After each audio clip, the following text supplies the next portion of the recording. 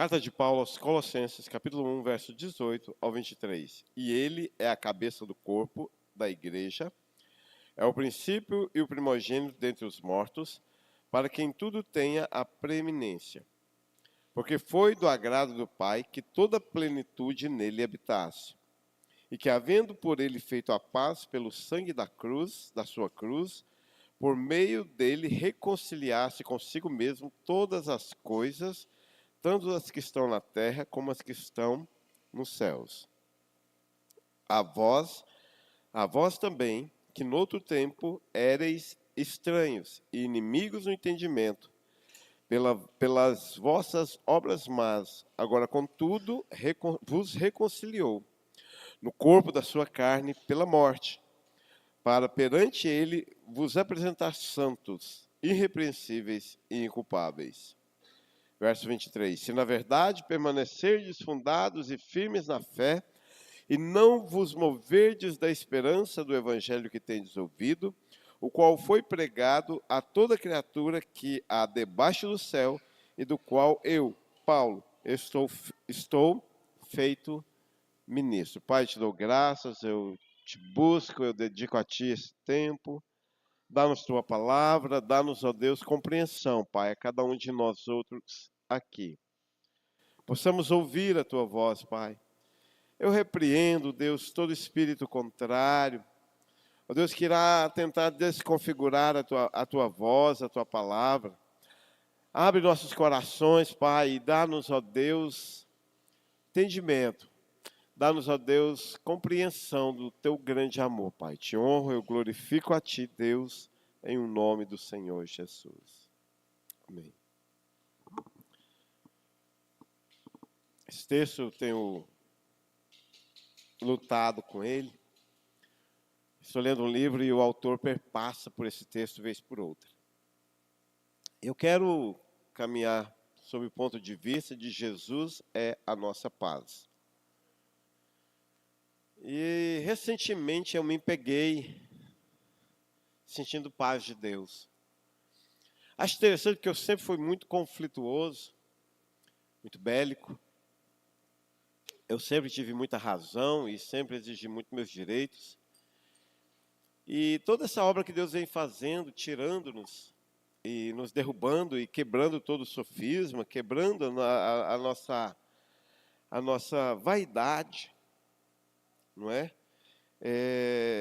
De repente, eu me peguei sem direito algum, me peguei sem razão alguma. E, ao mesmo tempo, concomitantemente a isso, me peguei com uma paz de Deus que excede o entendimento. E eu louvo a Deus pela cura que Ele faz na gente, pelo menos que Ele está fazendo em mim, de entender que essa paz vem só de Jesus Cristo, e que todas as vezes que todo ser humano procurá-la em outro caminho não vai encontrar, porque justamente ela excede o entendimento, ela guarda o coração, é uma paz que guarda o coração.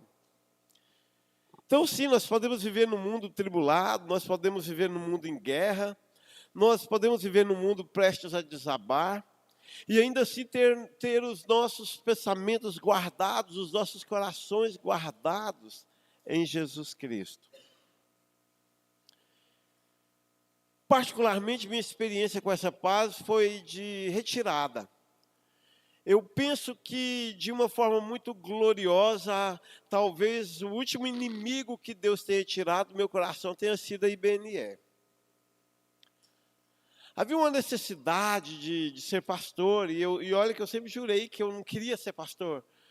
E de repente eu me peguei nessa vibe de achar que eu tinha que ter a palavra certa, de que eu tinha que ter a orientação certa.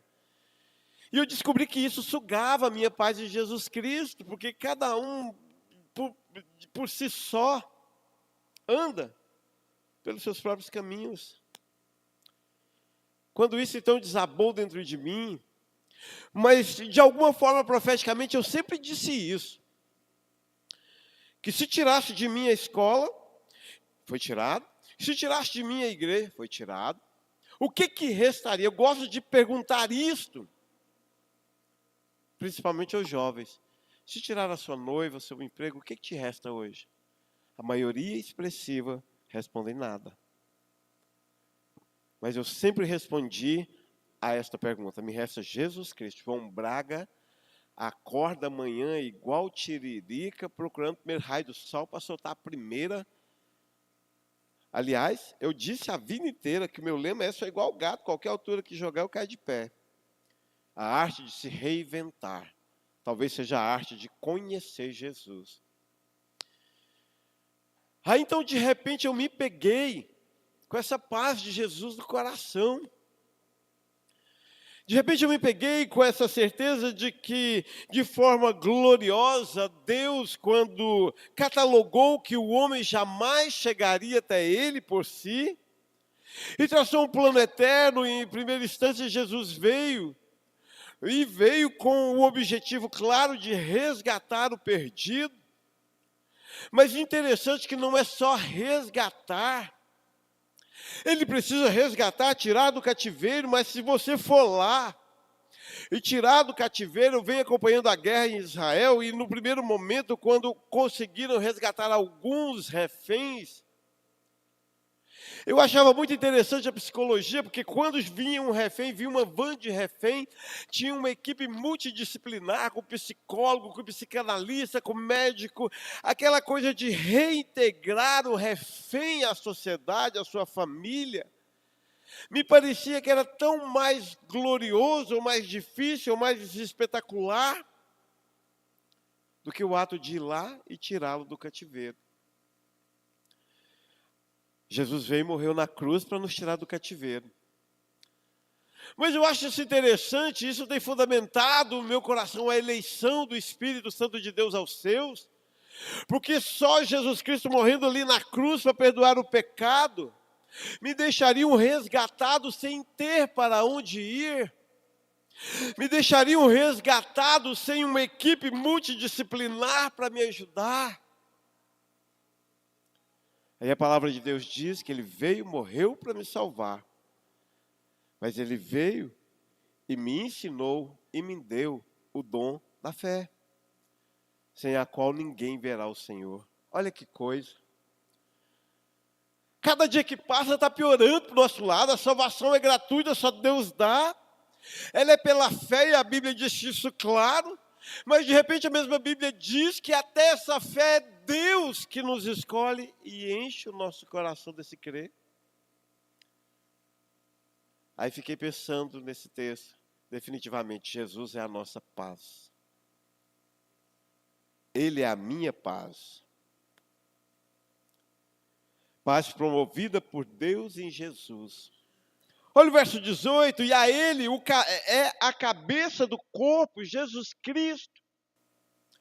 Esse Ele aí, distintamente é o Filho de Deus, e Ele adjetiva, Paulo adjetiva Jesus aqui de forma incrível, Ele é a cabeça do corpo, da igreja. E eu até tomo a liberdade poética de pensar que quando ele adjetiva como ele é a cabeça do corpo, o corpo somos nós, membros, e a igreja como instituição deixada por Jesus Cristo. Ele é o cabeça, ele é o centro. E aí, de repente, muitas coisas fazem sentido. Ora, a minha paz, Claudinei, vem de Jesus Cristo.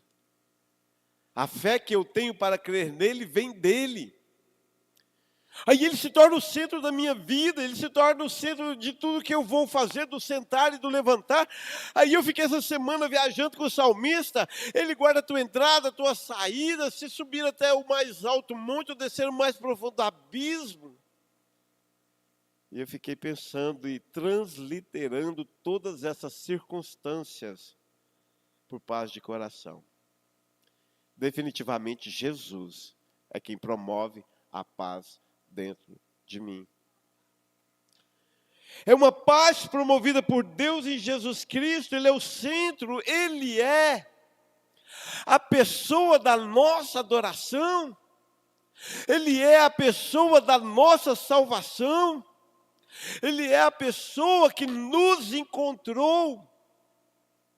O mesmo Paulo aos Colossenses diz que ele é a pessoa que nos tirou das trevas e nos levou para a luz. Ele é a minha paz.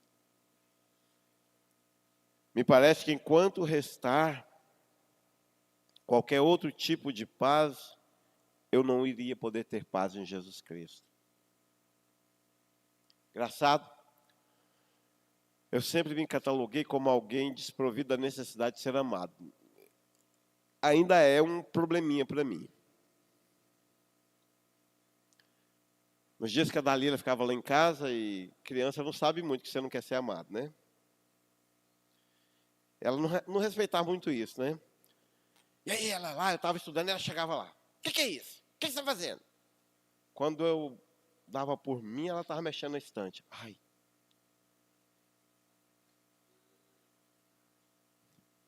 O Ministério Público de Nerópolis hoje ligou para a Marilda.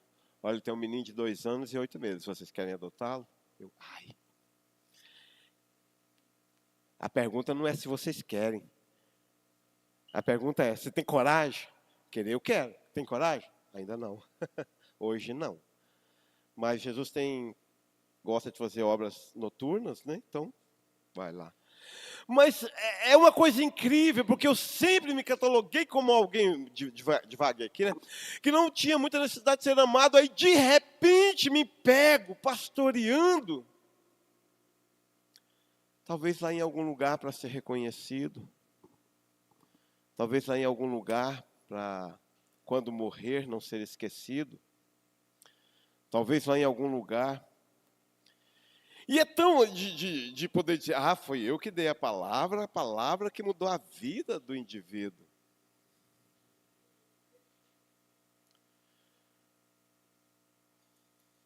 Talvez eu tenha buscado paz diversas vezes nessas circunstâncias. Já quis ser professor de renome, já quis aparecer, hoje eu quero esconder-me. Porque definitivamente aquela paz, no momento em que tudo é colocado no altar, aí Deus tem uma liberdade para agir em nossas vidas. Dos atendimentos que, como pastor, a gente faz, o que a gente mais ouve uma vez eu disse isso para ele ficou escandalizado. Mas eu preciso casar, eu preciso ter um emprego, eu preciso ter um filho, senão eu consigo ser feliz. Aí eu respondi, olha, tenho tudo isso. E posso lhe assegurar que isso não ajuda você a dormir em paz. Mas é incrível quando Deus vem em Jesus Cristo como cabeça da igreja, como cabeça do corpo, como primogênito dentre os mortos.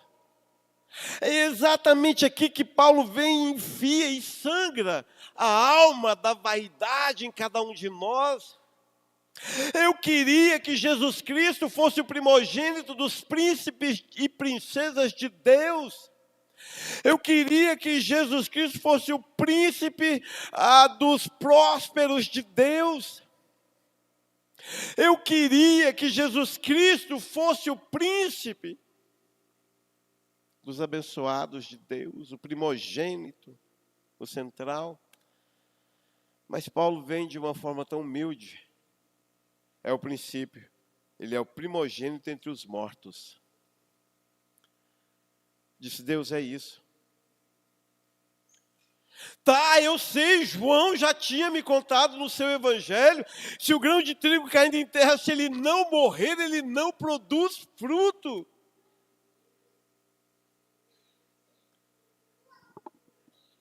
A gente entra nesses mundos, nesses submundos, e a gente faz uma pergunta muito capciosa. O que leva uma mãe a abandonar um filho? E viver dissolutamente?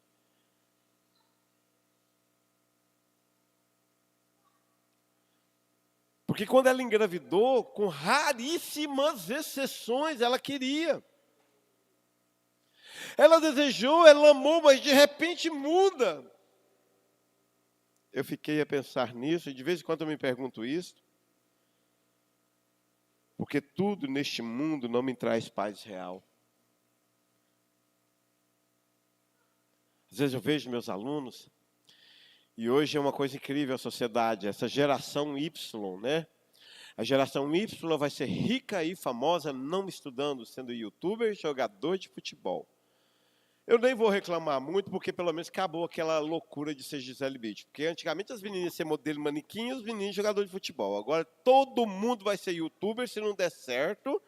Os meninos vai ser jogador de futebol e as meninas vão cantar igual a Ana Castela. Eu nem sabia quem que era, aprendi recentemente.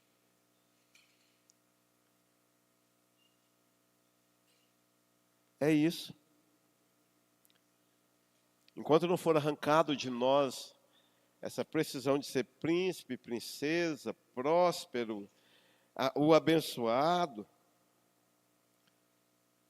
nós não teremos uma ligação profunda de vida com quem promove a verdadeira paz. Veja a cadência dele, ele é a cabeça do corpo, da igreja, é o princípio e o primogênito dentre os mortos, para que em tudo tenha preeminência. Aí achei interessante ainda, porque cheguei à seguinte conclusão.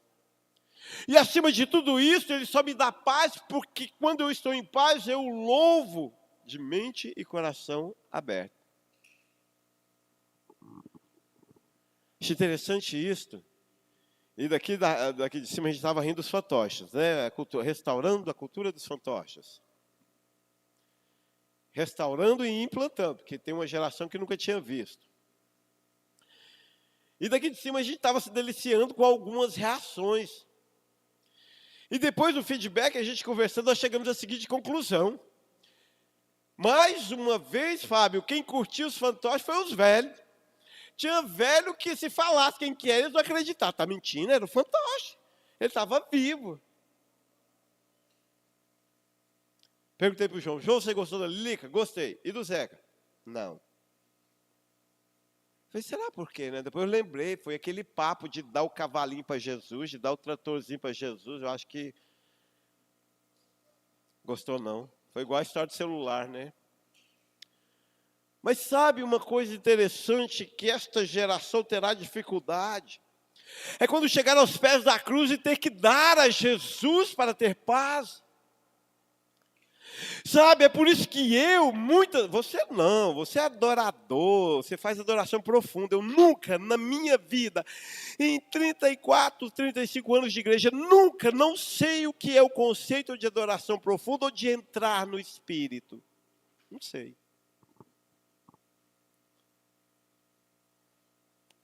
Mas não é o caso de vocês, meu caso.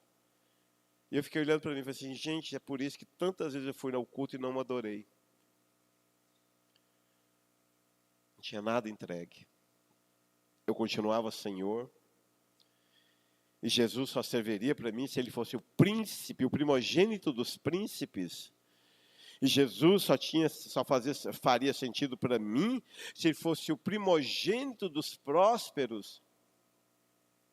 E Jesus só iria fazer sentido para mim se ele fosse o primogênito dos bem-sucedidos e famosos. E eu tenho que me deparar com um Jesus que é primogênito dentre os mortos. Daquele que cai em terra e se não morrer não produz fruto, daquele que entrega. Daquele que tem que pegar sua dor e entregar no altar. Para que em tudo tenha preeminência. Ou seja, acho incrível que ele faz toda essa cura dentro do meu coração, para que eu possa louvá-lo desimpedidamente. Como tem sido bom esses últimos dias. Como tem sido prazeroso chegar aqui nesses últimos dias e adorá-lo. Aí A, não sei. Aí B, não sei. Aí F, G, H, I, J, não sei. Estou no momento que não tenho muitos olhos a não ser para Jesus Cristo, autor e consumador da minha fé. Verso 19, que foi do agrado do Pai que toda a plenitude nele habitasse. E eu fiquei pensando numa frase do Carlos Valese, quando ele escreve o livro Viver em Comunidade, Sonho ou Realidade. E ele escreve uma frase mais ou menos assim: dentro de todo ser humano há um vazio, há um buraco, há um abismo tão grande, mas tão grande, mas tão grande, que a única coisa que pode preencher é o Shekinah de Deus.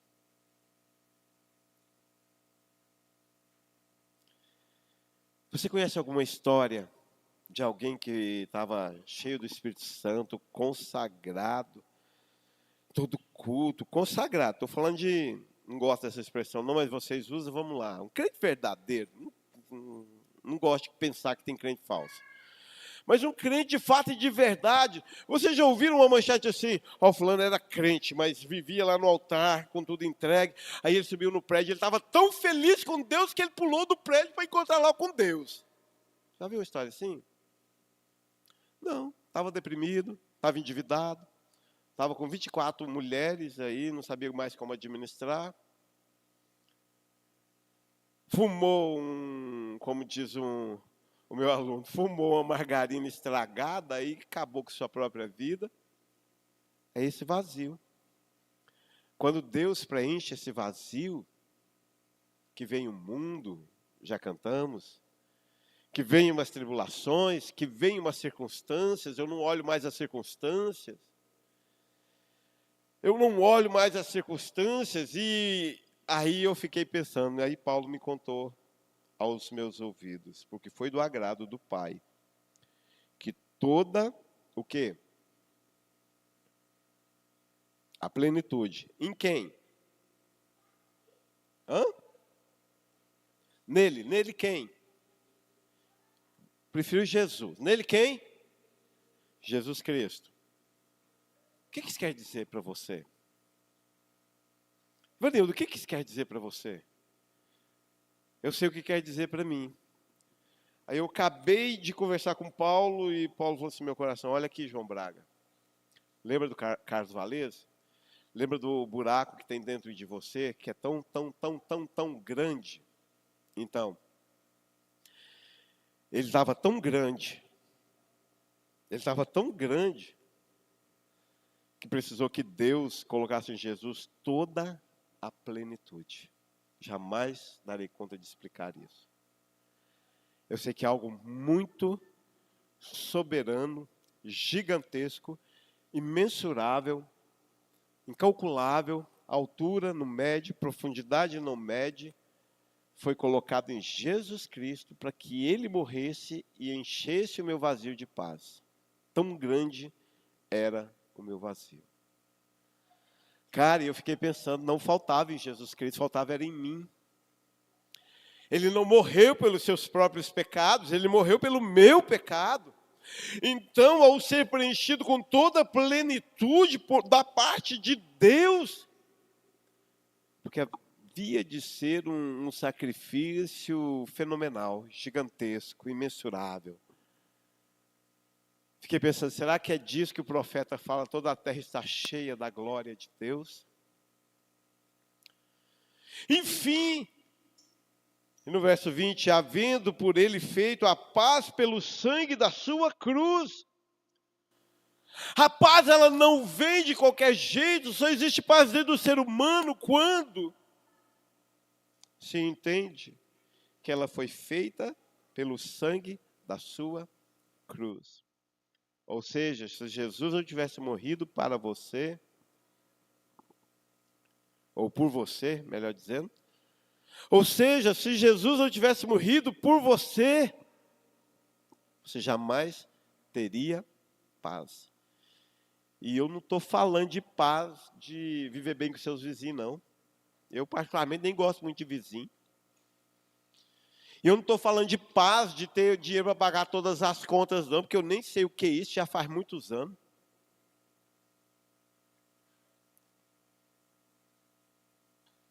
No verso 21, o teor muda. Pelo sangue da sua cruz, por meio dele, reconciliar consigo mesmo todas as coisas. Não é só pessoas, não, todas as coisas. Tanto as que estão na terra, como as que estão no céu. Sabe por quê? Tamanha morte, tamanha plenitude. Verso 21. A vós também, que no outro tempo éreis estranhos. Tem um aluno que gentilmente eu chamei de Marvel. E ele acha bom. E ele vira assim, E aí ele entendeu, porque ele assiste Marvel, né? Tio, você tá falando que eu sou Doutor Estranho. Eu, aham. Esse dia eu falei, Fábio, você tá Marvel demais. Eu não entendi. Eu falei, tá Doutor Estranho. Mas eu acho interessante isso daqui. Você consegue conceber o conceito de que você é um estranho para Deus? Nós estamos nessa vibe moderna de príncipe, princesa, babá, amado, amada. Esses dias eu vi uma socialite das etiquetas dizendo não tem nada mais brega que você chega num... Eu nunca gostei, né? Você chega numa loja e vem a atendente. Ô, amado, o que você... Ah, meu bem. A Tereza deu... Lá no Maranhão isso é bem comum. A Tereza deu esparramo lá que o Roberto chegou. Oi, amado. Amado não. Vírgula. Fato de verdade, você caído é um estranho. Essa inimizade que não era com seu vizinho, não era dentro... As pessoas estão tentando fazer a paz dentro de casa. Não adianta você ser crente e se submeter a tudo a um não crente para manter a paz. Nunca vai haver. Há momentos de felicidade. Paz é algo que só quem fez as pazes com Deus primeiro pode viver entre os seres humanos. Éramos estranhos, éramos inimigos no entendimento.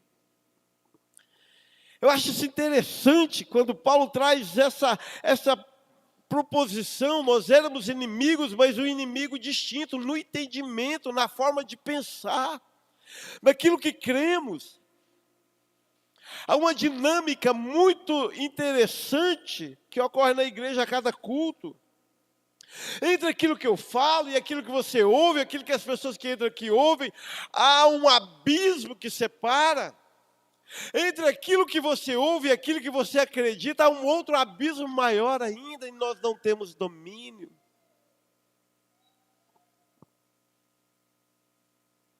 E aí eu estou lutando, então definitivamente eu vou aceitar. Sabe o ímpio?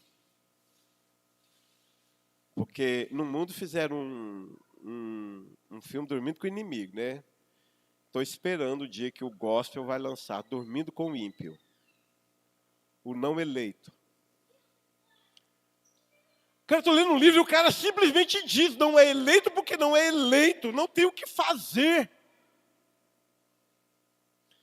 Você pode fazer de tudo que ele quiser, de tudo que ela quiser, mas tem uma coisa que esbarra, e isso eu aprendi com vocês. Sabe quando você está muito chateado comigo? Sabe o que eu aprendi? Se eu desintegrar, sumir daqui, a sua angústia não vai acabar, ela vai continuar. Porque na verdade não é comigo, é com Deus. A nossa inimizade é com Deus. E Jesus veio para quebrar essa inimizade. Olha, no nosso entendimento, nós partimos do pressuposto que Deus é mau, que Deus está de brincadeira com a gente. E ele ainda completa, pelas vossas obras más, agora contudo, Jesus te reconciliou. Olha que maravilha. E você não vai ver Paulo aqui dizendo ele te reconciliou com seu marido. Você não vai encontrar Paulo dizendo que ele te reconciliou com seu vizinho. Você não vai encontrar aqui Paulo dizendo ele te reconciliou com seu amigo de trabalho ímpio, que é uma canseira. E a parte que eu mais gosto. Você não vai encontrar aqui Paulo dizendo ele te reconciliou com seu amigo de trabalho que acha que é mais santo do que você. Parecendo que a gente está nessa competição. Não. A obra de Jesus, em primeira instância, foi para me reconciliar com Deus, para que eu tivesse paz e pudesse adorá-lo. Aí eu me peguei, então, quantas vezes eu desrespeitei Jesus, vindo à igreja por motivos escusos? Quantas vezes eu desrespeitei Jesus, vindo aqui fazendo petições a Ele, como se Ele fosse um vassalo das minhas necessidades? Quantas vezes eu blasfemei, escarneci Jesus, vindo aqui e apelando de ter ouvido aquilo que eu não queria ouvir? quantas vezes? Verso 22, no corpo da sua carne, pela morte, para perante ele vos apresentar santos. Olha, estou querendo entender o sacrifício vicário. Ele morreu, foi preciso Deus colocar nele uma plenitude tão grande, mas tão grande, que senão meu pecado explodiria com tudo. A minha ofensa era tão grande que Deus teve que botar a plenitude nele. Ele foi e morreu na cruz para me reconciliar. E é obra dele, ele coloca no meu coração a fé para que eu creia nessa reconciliação. E aí ele diz, e ele te reconciliou e te fez santo, porque ele te apresenta santo. Ah, que maravilha. Gente, deve ser ruim demais ser ímpio, né? Cara, deve ser ruim demais ser ímpio. Nós estamos no auge, né? E recentemente eu vi, não, eu sou de dentro da casa do candidato tal.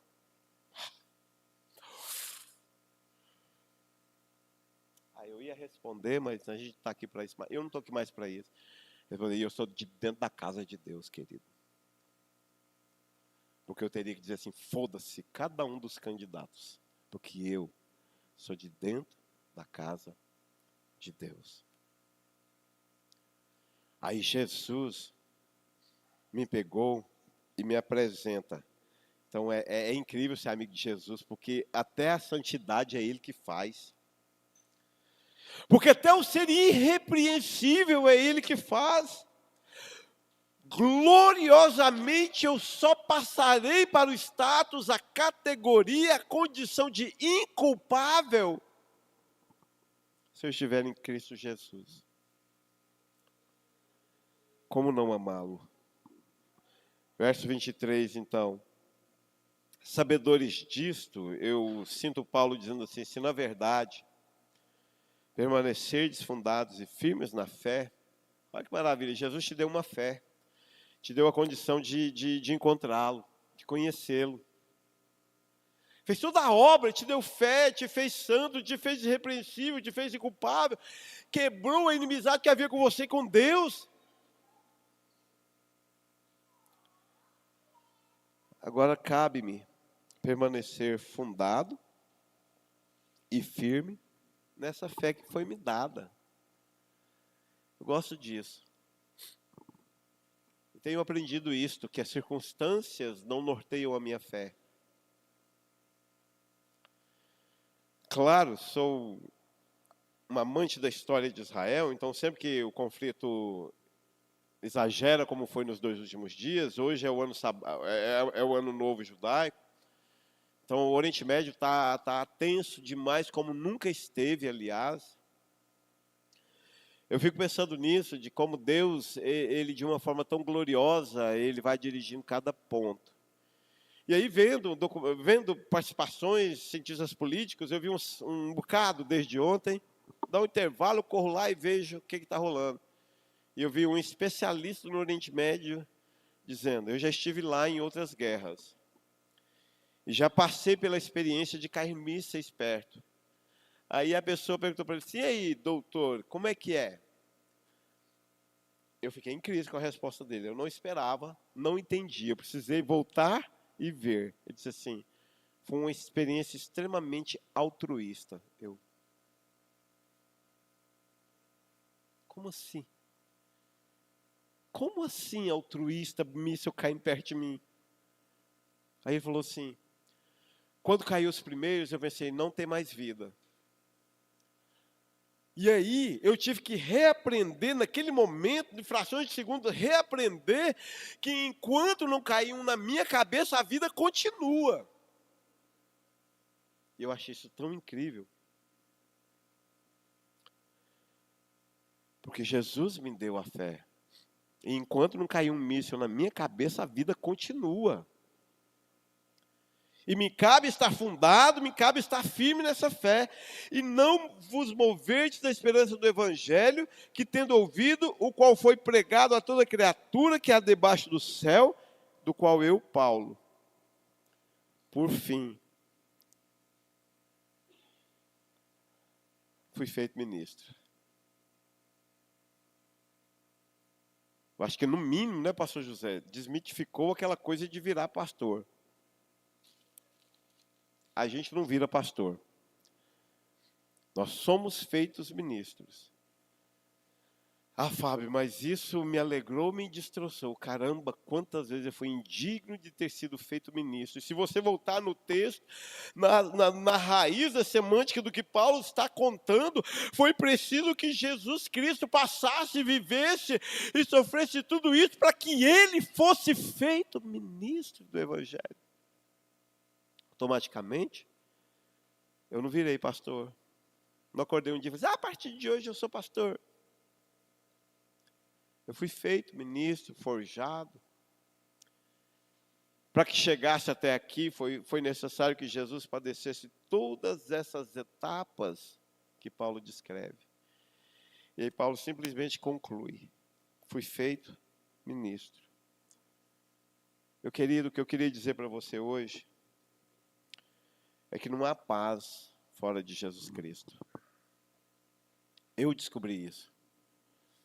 Quantas vezes eu orei que eu amava Jesus acima da igreja, acima de vocês, e quantas vezes vocês me tiraram a paz. Quantas vezes eu fui embora irado com Deus, com vocês, com tudo, porque, meu Deus, não há colaboração.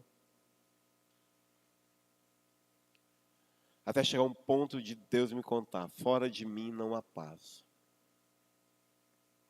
Paz real só em Jesus Cristo. Fundado, firmado na fé, todos os dias, levantar todos os dias e reafirmar, sim, Ele morreu por mim. Sim, Ele me deu o dom da fé. Sim, eu fui feito ministro pelo seu imenso amor. Sim, eu reconheço que se Deus não tivesse colocado nele toda a plenitude, talvez não teria sido suficiente para tampar o buraco dentro de mim. Mas Deus sabe o que faz.